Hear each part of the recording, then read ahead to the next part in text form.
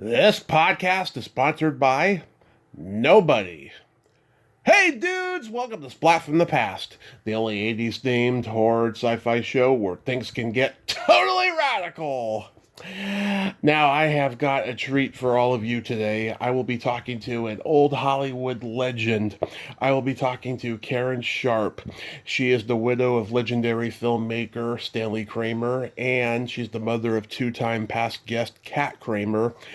And she got to be in some great movies back in the 50s and 60s. Bomba and the Jungle Girl, The High and the Mighty with John Wayne, in which she got a Golden Globe for Most Promising Newcomer. The underrated Robert Mitchum Western classic Man with the Gun. The Jerry Lewis classic, The Disorderly Ordely, which she had a very toxic experience of working on that movie. And she guest starred on everything from, Gunsmoke and Rawhide and The Man from U.N.C.L.E., Gomer Pyle USMC, very funny episode there. She did 2 episodes of I Dream of Jeannie, including the pilot where she was Major Nelson's fiance. And then she left the business, and now she's a producer.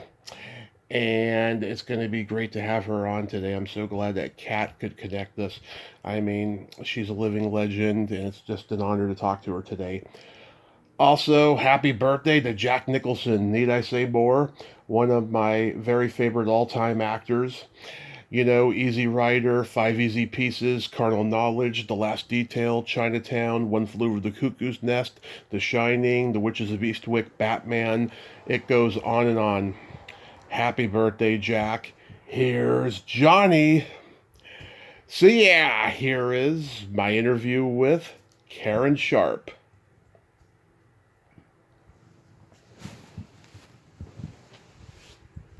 Hey, Karen, welcome to the show. How are you today? Well, I'm wonderful. How are you? I am just fantastic. I cannot tell you what an honor this is. I've been a fan forever, and I'm so glad that Kat could connect us today. So thank you for this privilege. Well, thank you for calling and wanting to talk to me. That's very special to me, and I'm honored. Oh, nothing to it. Oh, no, that's not true. Nothing to it. It's a lot of work, everything. It is. So good. So where are you, Tommy? Modesto, California. Oh, well, you're in California. Then you know how beautiful it is here today. I do. Beautiful. Yes. We're lucky, aren't we? We are very lucky. So going back in time, I was reading that your mother put you in ballet and dancing early on. What age were you? I probably was around 6, maybe. Mm-hmm. 5, 6, something like that. 5 or 6. And I don't know. I think every girl, quite frankly, and boys too, actually, dancing, it really prepares you for sports too. And I grew up in San Antonio, Texas, and never dreamed about being in film or anything like that. It was just not on the radar there, Right. We went to the movies on Saturday night, and that was as a family. And she put me in ballet and dancing, and I loved it. And I loved an audience. I loved it, and that took me into ice skating. And because ice skating, you take ballet, you take dance for ice skating, and so and then that led me to get very good at ice skating. And the rinks in San Antonio, Texas, were closed in the summertime. So I came to California. Mm-hmm. You could go to Colorado to study or California to study. And I came to California with my grandmother, study, and worked with really professional skaters. And I got really, really good at that. But that's what I was going to do, actually. And then I went, when I was back home in Texas, I went to the movies on a Saturday, which was kind of traditional family. And I saw a film called The Jolson Story with Larry Parks.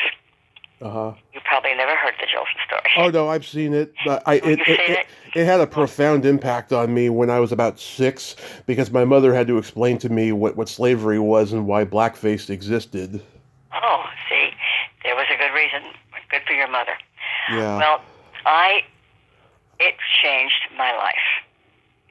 That film I knew that I wanted to be an actor. It was not necessarily about acting. It was about singing, actually. Mm-hmm. And Al Jolson and Larry Parks, who played Al Jolson, had to mimic the voice. I mean, he was fantastic. Yeah. And I said, I have to do this. Is what I want to do. Well, that's not going to happen. I live in Texas. Listen, planes didn't take off that often from Los Angeles, in those days. And but fate sometimes steps in and changes your life for you. Yeah. And my uncle, who lived in Indiana, was in pharmaceuticals, and his company sent him to Los Angeles. He was my father's only brother, Mm-hmm. and so we came out California to visit my uncle. And all I could think about was Larry Parks, and he was married to Betty Garrett. And Yep. So Larry Parks and Betty Garrett, okay? And I said, how can I see them? And my uncle's not in show business, So they just kind of laughed me off, as I was 11 by that time. Mm-hmm. And so the second day we were here, my uncle was taking us to see, landmarks of California, Los Angeles rather. And the one we stopped at was the Beverly Hills Hotel. Mm-hmm. And so as we were getting out of the car to go into the Beverly Hills Hotel, coming out of the Beverly Hills Hotel was Larry Parks and Betty Garrett. Mm-hmm. How's that for fate? Yeah. And so I've interviewed their son. Women saying, "Oh my God, I mean the Jones was doing. I have the scrapbook and I don't have it with me and this means everything to me. I'm 11." So they said, "Well, why don't you come by the house tomorrow Mm-hmm. and we'll sign your scrapbook?" I said, "I know where you live because my uncle took it to me yesterday." I said, "I saw it in a movie magazine. You live in Nichols Canyon, and I know exactly where the house is." And they laughed, and they said, "Fine." So the next day, my mother and my father drove me to the house, and Betty and Gary signed my scrapbook and had pictures taken with me and all that. Went back to Texas, and I made my family miserable until I could get back out here again. And by the time I was 15, I was here. Mm-hmm. My mother brought me out here, and I was in high school. I think just starting high school. My mother was running my father's business in San Antonio, Texas, and my father was traveling the state. They got into the air conditioning business very early on, its inception. And so my mother would drive me here, and I had a couple of guardians. I stayed with this couple that were taking care of me. I was in school at the day, in theater at night. And so Larry and Betty became the reason I was ever in this business. And when I was 15, 16, I got my first little movie at Monogram. Yeah. I was a lead, though, in it. And then I got, after that, Bomba and the Jungle Girl. Yep. Which I'm still famous for. And got me some film experience. And then I got The High and the Mighty, which is a very unique story in its own. Yeah. How I got The High and the Mighty, because I had a wonderful agent. And Bad Jack, which is the John Wayne Company, which is the 2-3 blocks from his office, my agent's office, and he just took me in there because he heard there was a part available that they were testing young actresses for, and not necessarily known actresses. And so Mr. William Wellman, who directed the movie, was not there at the time, but Andrew McLaughlin, who was the AD, was there, and he saw me with my agent, and he said, "Listen, I shouldn't be doing this because, Mr. Wellman is not here." But he said, I think you should come to Warner Brothers Studios tomorrow morning and test for this part of Nell Buck. And I'm going to give you the sides, but be at Warner's at 7 in the morning. Yeah. He told me where to go. So I went and I got in the car and I read this scenes with my mother, and I said, high school student, we had just graduated, barely gotten married. I said, well, we got to go shopping. I don't have any wardrobe that really fits this part. So we went shopping. Now, what happened in those days, that we didn't have the phones like we have today. Yeah. Wellman came back to the office and said, "What do you mean, Andy, Mm-hmm. that she's going to be testing? I never saw this girl." Yeah. I'm not gonna test her. How dare you Yeah. tell somebody that I'm not approving of that they're gonna test for my movie? You call her and you tell her not to show up tomorrow morning. So Andy valiantly tried, but of course I wasn't home, right? Yeah. I was out shopping for what I was going to wear on the test. And I didn't get home until kind of late, and he kind of thought he reached me early in the morning, the next morning. But my call was for 7. I was there at 6:15. Yeah. Smart enough to know, I wanted to take a look a little bit at the competition. I wanted to take a look at the set and how that was working and figure out how it's going to play that scene in advance and get comfortable. Yeah. Luckily for me, John Smith, who was to make the test opposite someone else, her agent had pulled her out of the test late that night before because he didn't like the money we'd be getting if she got the role. In those days, you signed for very little money, and if you got the role, you were stuck with that salary, right? Yeah. And he pulled her out, and they didn't have anyone to for John Smith. So they began to look for somebody, and then they heard that I was there, and they said, "Oh, thank God, because we can put her with John Smith." They really were not interested in John Smith or myself, quite frankly. Yeah. They were taking 10 tests, and I think we were the eighth in line. Mm-hmm. And so I met John very quickly, and we went into this scene, this major scene. And Wellman said to both of us, he said, "I'm not going to rehearse you. I'm just going to talk to you a little bit about what I'm looking for, and then we're going to put your rehearsal on film." Yeah. Which is terribly unfair, you know what I mean? Mm-hmm. I just met John, shook his hand, and then I did this love scene with, didn't know him at all, and I said, "What was your name, John?" He said, "Yeah." Well, we'll finish the scene. Wellman said, "Where have you been?" He said, "My God, Karen, you are my Neil Buck, and John, you'll become Buck. You'll become my Milo. You've got the part." We got it before we left the studio. I mean, that was just, fate. That was just fate. How could that happen? But it did. And then I got the Golden Globe from there, and that kind of just set me up for a career, which doesn't happen today too often. It just was the luck of the draw. I just was in the right place at the right time, and it just happened to work for me. And I wish it was that easy for everybody. Yeah. It was for me. And, I'm the girl you love to hate because I didn't even know how to act. I just threw myself into it. And there really were no schools at the time to do all that. I had done theater and just did it when I got there, just kind of threw myself into the roles. And it just kind of set me up for the rest of my life in this business. I was very, very lucky. Yeah. I was under contract to John Wayne, and I said to him, "Well, I'm too young to play opposite you, and I'm glad you have me under contract, but you can't even loan me out because all the studios had their contract players. They're paying $750 a month, a week, or whatever, and they're not going to be taking me seriously. So I want to ask you something." I said, I really need to work on my craft because I really don't know what I'm doing. I've been lucky, but I want to learn. And I said, "Would you allow me to go to television?" Once you're making motion pictures, the last thing you want to do is go into television because it's lowering yourself. That was in the days they weren't taking television that seriously. Yeah. And he said, "I think that's a great idea." And so I said, "I want to do live. I want to do live television." When it was really live, Playhouse 90, Studio One, all those things. And Hallmark, and the first Hallmark was with me, live Hallmark Hall of Fame. And I loved live because it combined theater and film at the same time, and it was right all at once. It was, it's like a play. Oh, absolutely. And you had a week to rehearse, and it was, I loved it. I loved it. And Albert McCleary, who was doing the Hallmark Hall of Fame, I did 2 Hallmark Hall of Fames. And then he opened up his own every day at noon, at 12 o'clock to 1, in color.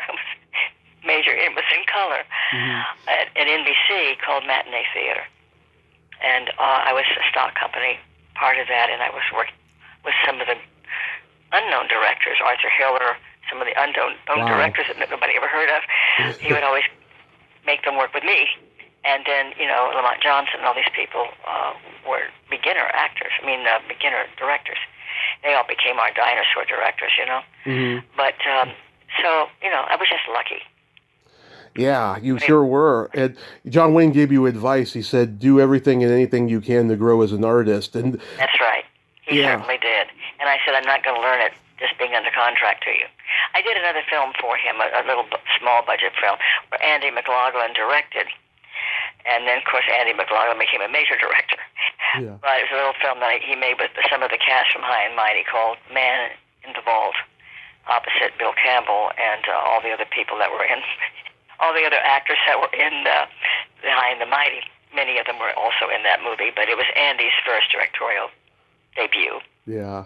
And then I went on to do a couple of guns with him later on down the line. But, and then he moved to Seattle and retired there. But he was a very good director. Oh yeah, and you got the Golden Globe for Most Promising Newcomer. Like, did you think that you would win before you did? Well, no, I didn't think I would. I think that John Wayne was so good to me. They had a makeup artist and hairdressers ball at that time, where the makeup artists and hairdressers would pick the young stars that they thought were going to become major stars. Mm-hmm. And I remember that he took me to a dress shop, Amelia Gray. She was on Rodeo Drive. She was the most expensive elaborate store in Hollywood, really. Millions and thousands of dollars were spent on clothes there.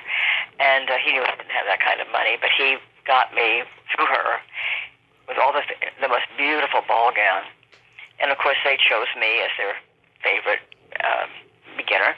Mm-hmm. And I was up against some pretty steep people, Yeah. But I thought I was the only one that won it, but apparently they said that Kim Novak as well as Shirley MacLaine also won. I didn't realize that because I was told I was the only one. They weren't there, but at the ball, at the award ceremony, which was at the Coconut Grove, which of course doesn't exist anymore. Right. That was a big deal in those days.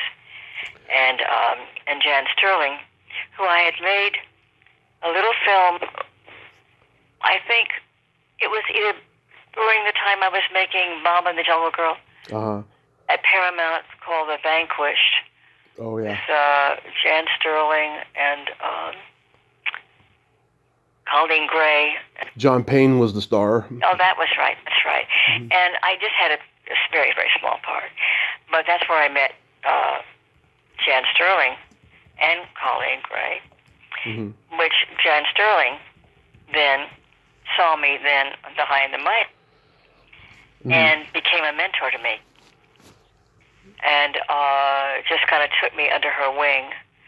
And then there was a film that I was up for where she and Robert Mitchum were the main stars. And Man with the Gun? Yeah. Love that movie. I went to see, it was Sam Goldwyn Jr.'s first film as an independent producer. Mm-hmm. And I went to see them, and they just didn't think I was right.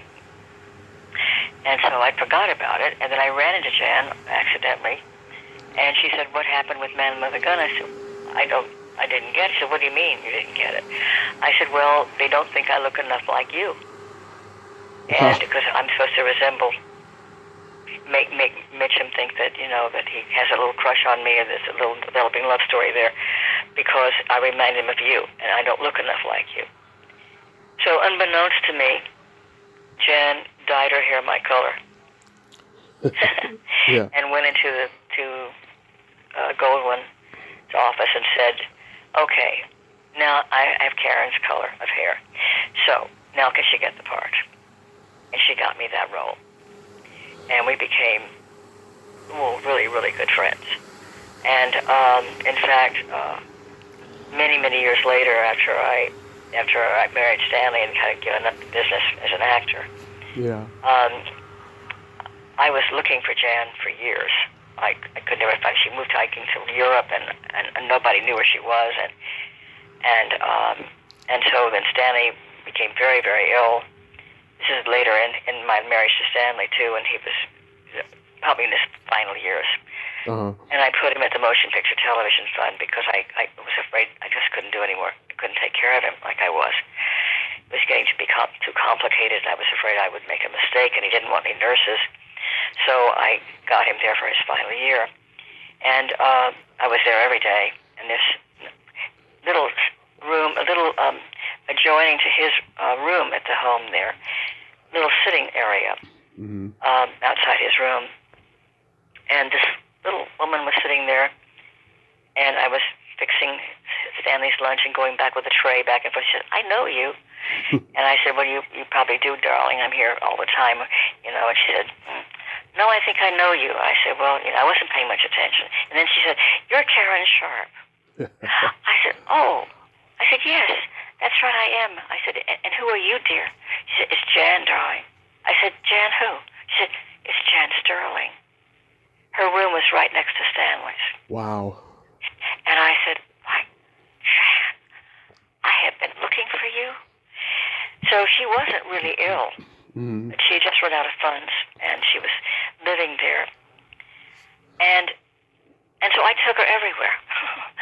I took her to dinner. I took her to the movies. I took her to the autograph show. I took her everywhere. Wow. And I was with her when she died there. It was fate. That relationship was so meaningful to me. And I remember after she got me that role, it's our third movie together, actually, Man with a Gun.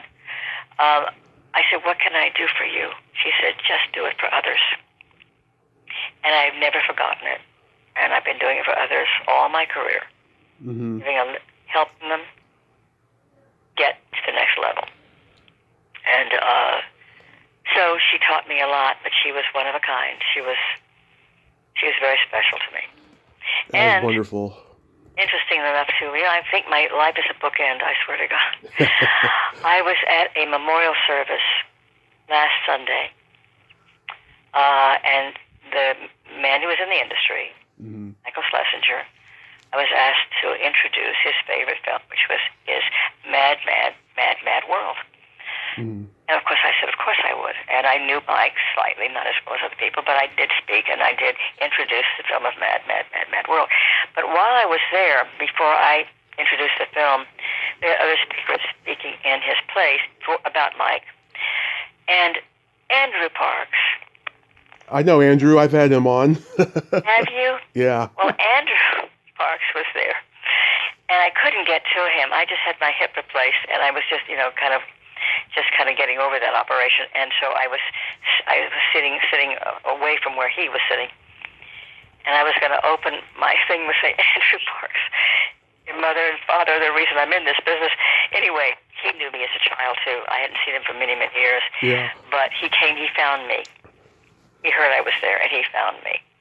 And we had this wonderful, wonderful talk, because I used to take presents over to Betty and Larry when both Andy and Gary were born. Mm-hmm. And I remember when he was a child, I used to take presents over to the house. He remembers me. He remembered me, which was very, very... And then my Catherine was up for an award. I'm not up before. She was up for a role on Broadway up Beat Me in St. Louis when she was 19. Mm-hmm. And I had suggested Betty Garrett to play the Marjorie Main part, which she got. Catherine did not end up getting that part. They chose someone else. But when they wanted to do it here in Los Angeles at the Geffen Theater, they had the whole cast, Betty Garrett, George Hearn, all the people, and they asked Catherine to come and do the Judy Garland role. So Catherine got a chance to work with Betty. And I said to Betty, "This is amazing, isn't it?" I said, "Now my daughter's working with you." I never got that opportunity, but because of my, I guess, changing my life with that one movie. Yeah. And Larry and Betty being so kind to me at such a young age. Now my daughter's working with Betty. Larry had since passed away. I was at that memorial too. Mm-hmm. I was on YouTube recently, and I saw you did an episode of the Abbott and Costello show, and it was hilarious. What was it like working with Lou? Oh, well, fantastic. I remember seeing them in movies, when I was a little girl in Texas. Yeah. I don't know. Abbott was there, but not there. He was always on the side reading the paper. But Lou was all over the place. He wanted to make sure I looked just right. He wanted to make sure that the set was just right. He cared about the lighting. He cared about everything. He loved working with me, and I adored working with him. We were always going to do another one. That we were going to look for something that we could do together again, but it just didn't happen. I got busy, and I don't know what happened, but nothing happened after that. But it was a wonderful experience to work with him. But I was so impressed with him because he was such someone who really cared about every detail. Mm-hmm. Not unlike myself, I'm that way too. I look at the set and think, well, this character really be living with these things, or I'd mess around with the set myself, Mm-hmm. To make sure it was authentic for me, for my character. And he really cared about it. We didn't, our shooting schedule was so fast. You have to be so quick in television because it moves very quickly. I'm so glad I had the training on stage because it taught me a lot. Going back and redoing it again, particularly on live television too. You can't go back and redo it. You're live. And you're stuck with that performance. But I love working with him. Yeah, I mean, God, he opens the oven and the chicken crows like a rooster. I was just dying. It was so funny. Oh, it's very kind of you. Well, it does. People do mention that to me, and I was at the Hollywood Museum, I think a year or so ago, where they honored Lou, and they asked if I would come and speak about him, and I said absolutely I would, and I did. So, was Chris there? Dreamed to work with. Yeah, was Chris there, his daughter? Yes. Yeah, I've had her on. Now, according to my research, you replaced Stanley's first wife on Johnny Ringo. I did. Yeah.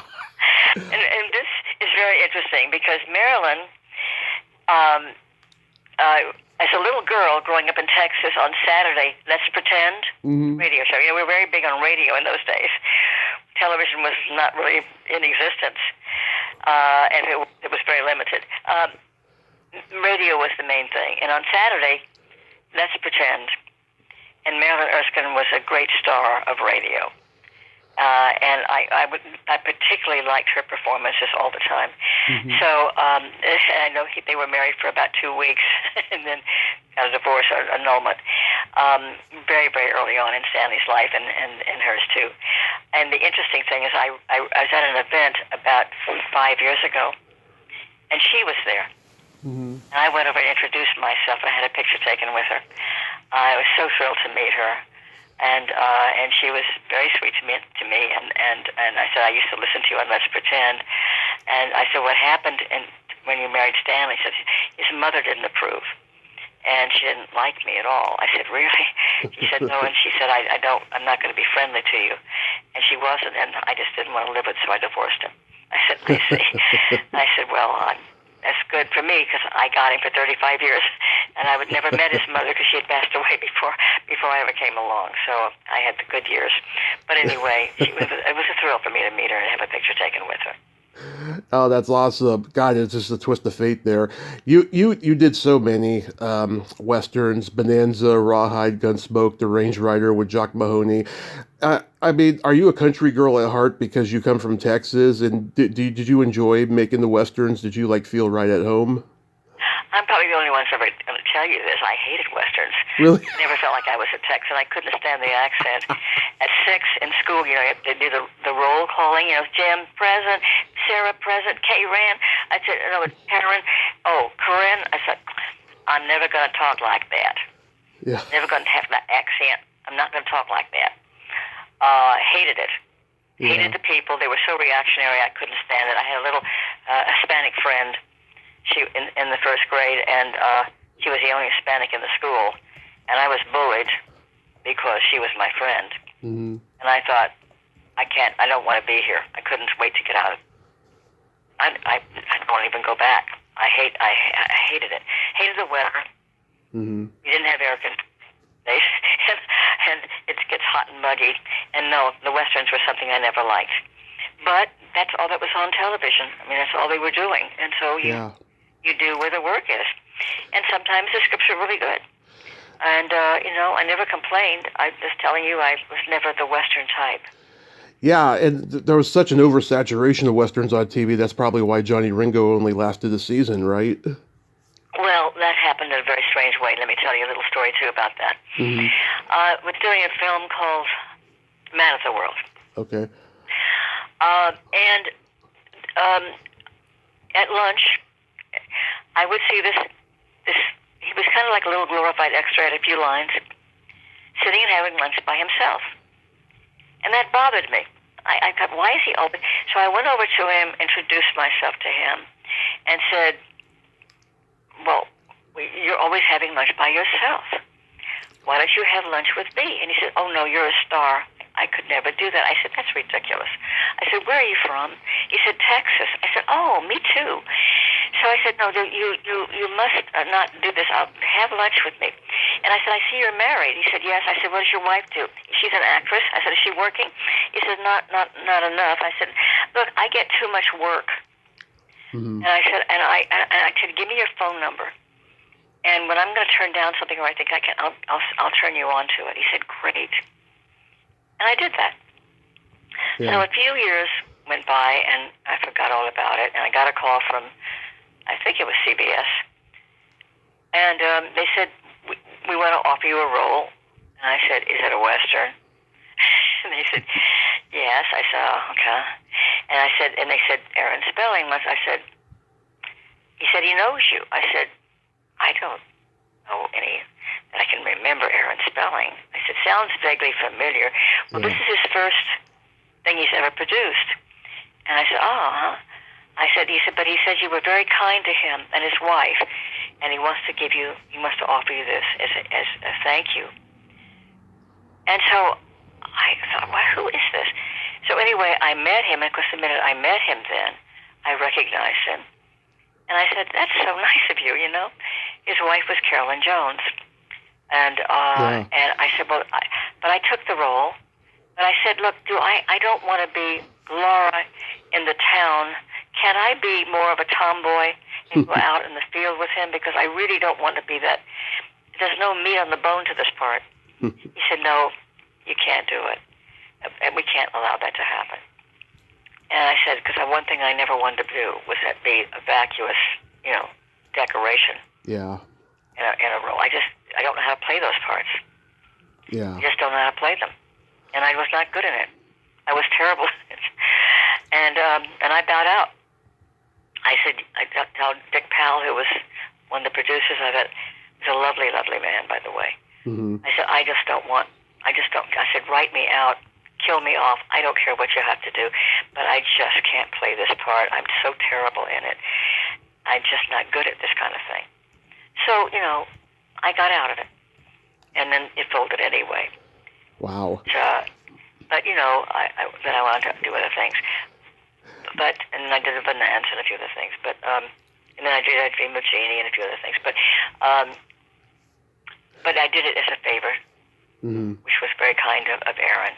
And he went on to do some really wonderful things. And I did guest star with him in one other movie that wasn't a film. And he was not a film. He was in a television series that was not a Western.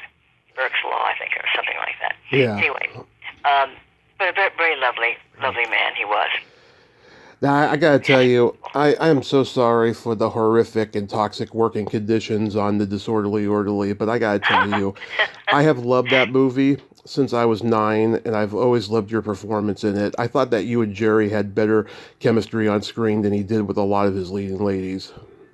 Well, thank you. Well, I could attribute that to just good training in live television. Yeah. I did not. He'd wanted me for a couple of other films, and I did have a meeting with him about another film a few years before that film, and I said, well, can I be funny? No. I said, I have to be a straight man to you. I said, again, I don't know how to do that. I'm not really good at that. I just have to have something to play. And so I turned him down. And then my father passed away in Texas unexpectedly. He was only 50 years old. Can you imagine? Yeah. And my father and my mother were divorced by that time, and my mother was living here in Los Angeles. And I went back to Texas to settle the estate, which was a huge estate. And I ended up staying a year. I was the only child in the family, the only one that was left anything to, and so I had to settle the estate. I was gone a year and came back into the industry and was having a hard time getting cast in anything. And so he knew he had me. Yeah. So he called me and offered me this role. He said, I'm going to triple your salary. I'm going to have Edith's head make all your clothes. And he offered me, and it was an offer I couldn't refuse. And so I took it. Yeah. And then, of course, we didn't get along. Yeah. And he made life hell for me. I know. Bring me on days that I didn't need to be there. And he refused to rehearse with me. So everything you see in this film was the first rehearsal take, and he printed everything I did on the first take. Oh. It was good, bad, or indifferent. That's what he did. Yeah. And he punished me, but again, that led me to Stanley Kramer. Yeah. At the very same time, the crazy life I'm having. It always a bookend somehow. It's the strangest thing. I look at myself and look back on it and think that was the damnedest thing. I mean, everything bookends in my life. That means something to me. Yeah, so like I've heard you tell the story. It's a pretty good story. I mean, by today's standards, he practically stalked you. He was persistent. Mm-hmm. Well, as Laura Siskin said, mm-hmm. was a great producer. She's no longer with us, but I steal her line. Mm-hmm. Films are not made; they're forced into existence. Yeah. And I believe that's true. And he was certainly persistent with me, and thank God he was, because and I fell in love with him, and I never looked back. I just never looked back. I changed my life completely, and now I'm into producing, which I might say is a lot harder than acting ever was. Oh yeah. Hard. Producing is not an easy life at all for any of us. And so I produce some things that are easy to produce, and I produce those kinds of things. But films are very hard, and even harder now because of the economy, because of the fires, and because of the strike, and because of the pandemic. Hard to raise money to raise anything to make any film. Yeah. So we're all in this together, all trying.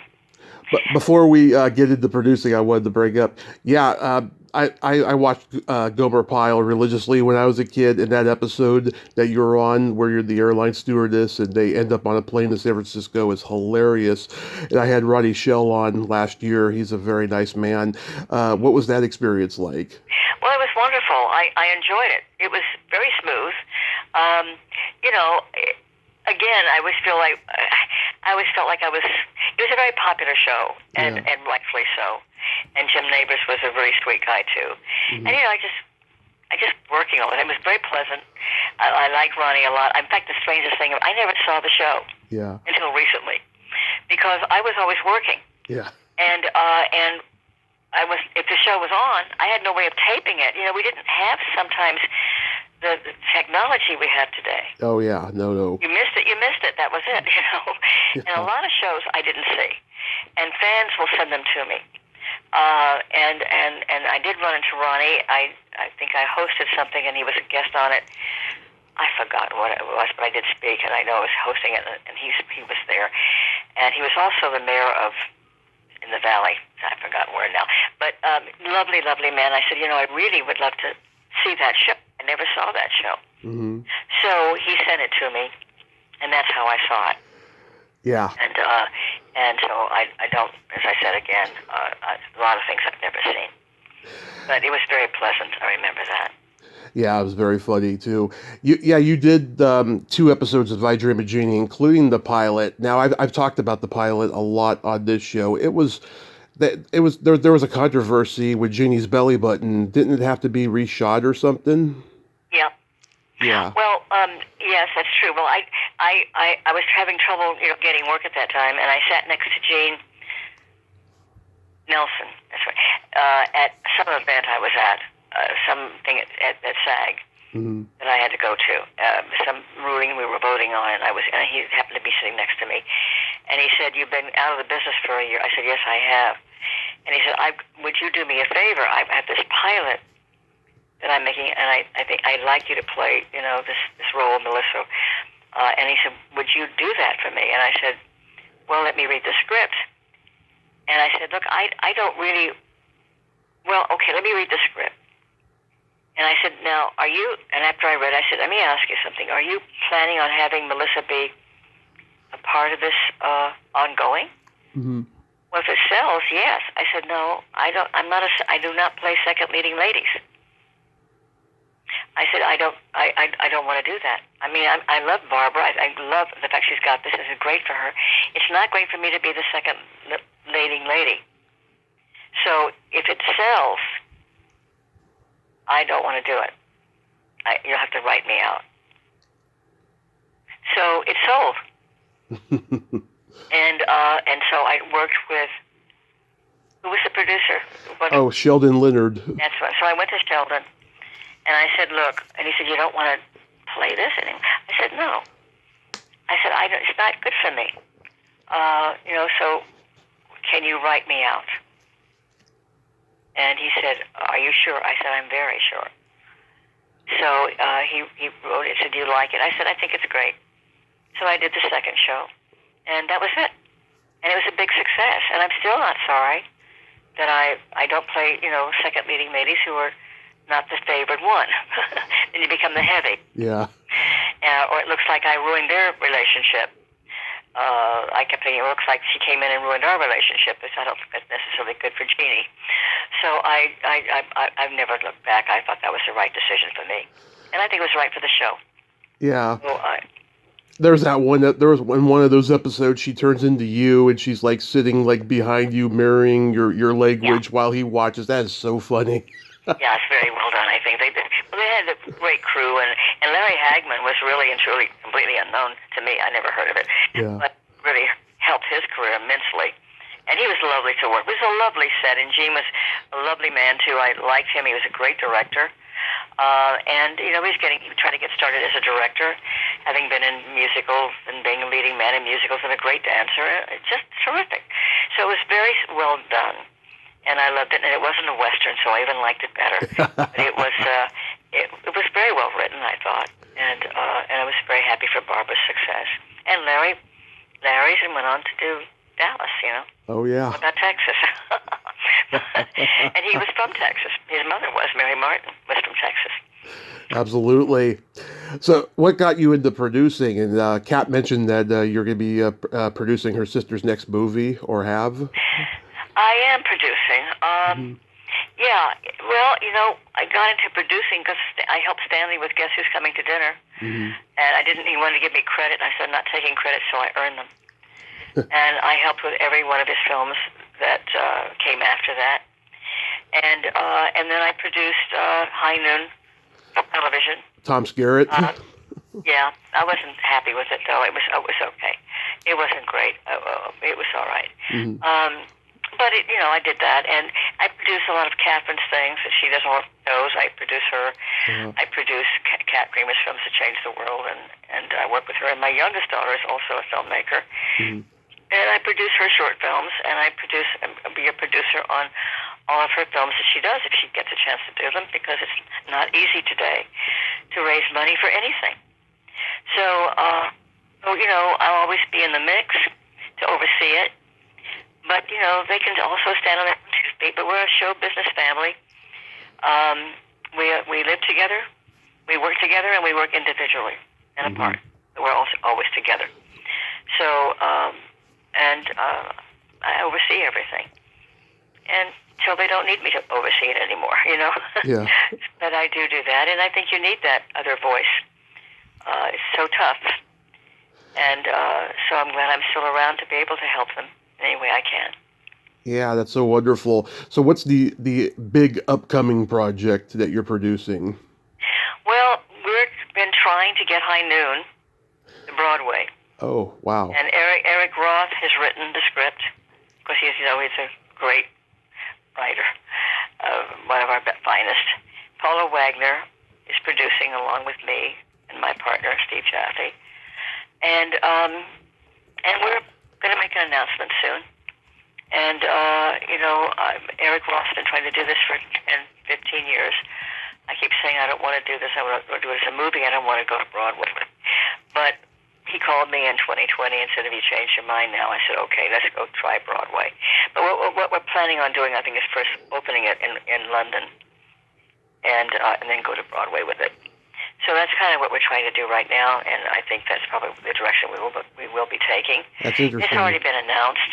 We just haven't announced the leading characters yet, but we will be announcing them. Wow. And I've got projects of Catherine's and projects of mine,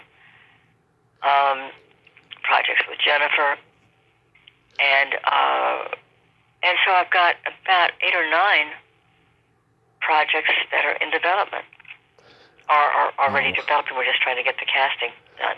That's a blessing, a real blessing. Well, it's a lifetime's work. I don't know how to do anything else. I came into this business, as I told you, was just luck. And I have to say, people always say, sometimes it's just luck. You don't know how these things happen.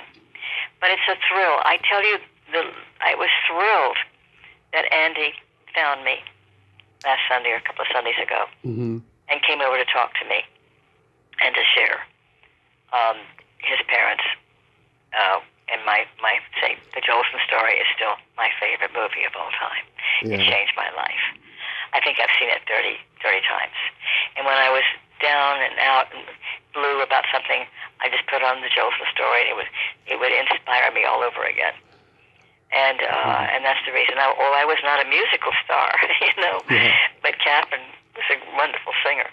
And she was a musical star. She could also dance, but we were doing musicals when she was very young and could have been doing them. They weren't doing them in those days. For her either, the timing wasn't right. So, it is what it is. You have to find other ways of your dream. It may not be acting, it may be producing, it may be writing, it may be, but you're in the business and you're still being creative. Did John Wayne ever tell you that he turned down High Noon? Well, John Wayne thought it was a communist movie. Yeah. He tried to destroy the movie, actually. And because of the fact that at the end of the film, Gary Cooper, the sheriff, takes off his badge and throws it in the dirt. The town didn't support him. And it was hurt what John Wayne felt about America at the time. And so he thought it was a communist film. But the interesting, two ironic things about it. He had to pick up the Academy Award from Gary Cooper. He had to receive the award on his behalf because Gary was off making another movie. Yeah, and Gary Cooper was conservative too. Yes, exactly. They were conservatives, both of them. Yeah. And so later on, though, it was to his character. He was a wonderful man. I loved Duke, and he apologized publicly for the High Noon incident of calling it a communist film and trying to destroy. He did apologize for that. And That's for good. that, I give him a lot of credit. He was very good to me. And I thought that takes a pretty terrific big man to be able to apologize for a mistake that he made. That was so, everybody knew about it. Yeah. So he had to apologize, and he did. That was a good thing he did. And I admire him for it. Last question, Karen. What are your favorites of Stan Lee's movies? I'll tell you something. I think it's the strangest thing. I think it should be Guess Who's Coming to Dinner, because I worked on it. Yeah. And that really did help change the law of interracial marriage, which was a real thrill. Yeah. I think I loved On the Beach. I remember it devastated me when I saw it. I did not know Stanley at the time, but I was absolutely devastated by it, and it's still, sadly, very relevant today. Yes. I love Gregory Peck. He's one of the best. Yeah. And I think the film that's the most successful of all of Stanley's films to this day is It's a Mad, Mad, Mad, Mad World. Yes. And that came on a dare. Stanley was not known for comedies, as we all know. And Bosley Crowther, who was a top critic for the New York Times, was in New York. Danny was having lunch with him, and he said, Stanley, we critics we like to get together and talk about you guys. He said, you want to know what we think about you? And Stanley said, okay. He said, well, we think you're the most influential filmmaker of the 20th century. But there's one thing we all agree on. You could never make a comedy. And that was the, moment for Stanley. So he set out to make the comedies, the end of all comedies. And I'll tell you something. Mm-hmm. I can't be anywhere in this world, any obscure little places or wherever, that somebody invariably doesn't find me and say, are you Mrs. Kramer? Yes. You know what my favorite movie is? Yes. It's a mad, mad, mad, mad world. Well, how did you know that? I said, because everybody tells me that. Yeah. I have introduced that film. I have done premieres of anniversaries of that film at the Hollywood Cinerama Dome several times. At the Academy, I've done it at least 3 or 4 times a year, and I always think, who's coming? There's never a seat available, and they turn people away. Wow. At the memorial, we had to let people in that had bought tickets that weren't part of the memorial. We had to turn a couple hundred people away. Wow. That's a big house. Mm-hmm. To this day, it's still Stanley's most beloved film. Yeah. And it really wasn't about a comedy either. It was about greed. Right. You know, it has to have a reason for making it. And we thought we were greedy in '63. Well, look at us now. Yeah. Greed is the pastime of Hollywood, of the world now. Yeah. It's we're just greedy, and it shows. And I thought that was, and the Jonathan Winters. I don't think we have much time for Jonathan Winters, but quickly. Yeah. He was an unknown. Stanley saw him on the Jack Parr show and called him and said, I'd like to put you in my film, Mr. Winters. And he said, oh, Mr. Kramer, I can't. I'm not sure. I barely am a comedian. And he said, and you're having Spencer Tracy and Milton Berle. And he said, no, I can't do it. I just can't do it. And he said, I think you'll just be fine. And don't worry about it. And she said, well, Mr. Kramer, I have to be honest with you. I just got out of the insane asylum, and they've said I'm insane. Stanley said, Mr. Winters, every actor I've ever worked with is certifiably insane. I think you'll do just fine. Jonathan opened a whole new world for Jonathan, and Jonathan became a star. He did many films after that, and he was so close to Stanley and myself. And when Stanley was in his final days, and he knew I used to put him to bed at 9 o'clock, that man, that darling man, called me every night at 9 o'clock. Wow. Make me laugh until Stanley died. And he was at the memorial. He spoke at the memorial. All the comedians that hadn't died were there. Sidney Poitier was my keynote speaker. They all loved Stanley. They all came to that. And I'm still speaking for him. I'm still honoring him. And no one seems to mind. They all seem to think that's great. So I've got awards in his name, and I'm very proud of those awards too. Incredible. Karen, this has been a tremendous honor. Thank you so much for coming on today. Well, my pleasure, Tommy. I enjoyed every minute of it. And you take care. Enjoy the beautiful weather we're having. Yes. And again, bless you, and thank you so much for what you do. God bless you. Take good care of yourself. And I have to say, you are still gorgeous. Oh, you're very kind. Thank you. Thank you so much. Bye-bye. Bye-bye.